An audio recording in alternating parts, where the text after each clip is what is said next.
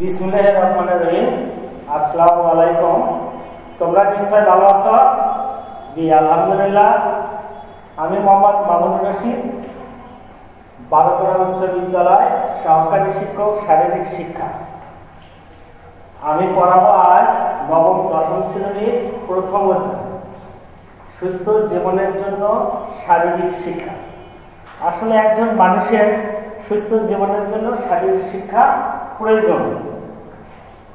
সুস্থ জীবনের জন্য শারীরিক শিক্ষা এই কারণে প্রয়োজন, যেটা শারীরিক শিক্ষায় আমরা পাই, যে শিক্ষা শারীরিক শিক্ষা ছাড়া শিক্ষা কখনোই সম্ভব নয়। কারণ মন, দেহ, মানসিকতা সব শারীরিক শিক্ষা, এই জন্য শিক্ষার সাথে ওতপ্রোতভাবে জড়িত। তাহলে শারীরিক শিক্ষা কি? দিকে নেতৃত্ব বলেছেন যে শারীরিক কার্যকলাপের দ্বারা অর্জিত শিক্ষাই হচ্ছে শারীরিক শিক্ষা। তাহলে কি বলেছেন? শারীরিক কার্যকলাপের দ্বারা অর্জিত শিক্ষাই হচ্ছে শারীরিক শিক্ষা। আর হবস বলেছেন বিজ্ঞান সম্মত ও কলা কৌশলগত অঙ্গ সঞ্চালনের মাধ্যমে হচ্ছে শারীরিক শিক্ষা। তাহলে আমরা দ্বিতীয়তে আছি শারীরিক শিক্ষার লক্ষ্য ও উদ্দেশ্য।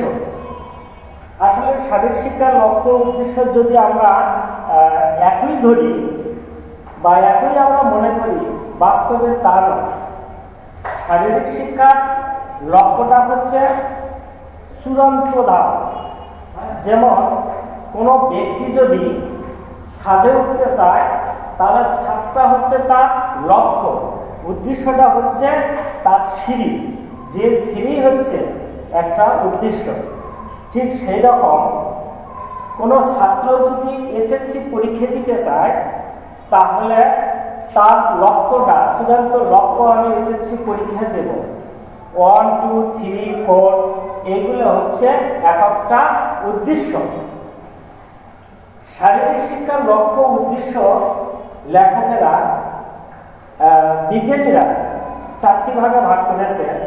1, শারীরিক সুস্থতা অর্জন, 2, মানসিক বিকাশ সাধন, 3, চারিত্রিক গুণাবলী অর্জন, 4, সামাজিক গুণাবলী অর্জন।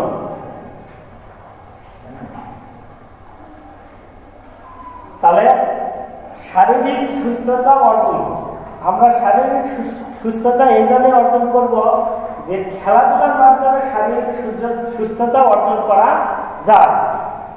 2, আমরা কঠোর পরিশ্রমের মাধ্যমেও শারীরিক শিক্ষাটা অর্জন করা সম্ভব।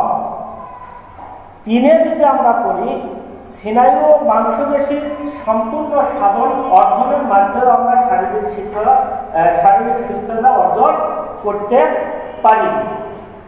তা আগামী ক্লাসে বাদ বাকি এই মানসিক বিকাশ সাধন, চারিত্রিক গুণাবলী অর্জন, সামাজিক গুণাবলী অর্জন বলবো। তার আগে তোমাদের আমি বাড়ির কাজ দিচ্ছি। নিশ্চয় তোমরা যে শারীরিক শিক্ষা কি ও শারীরিক শিক্ষার লক্ষ্য উদ্দেশ্য বর্ণনা করো, অবশ্যই তোমরা দেখে আসবে, পড়ে আসবে।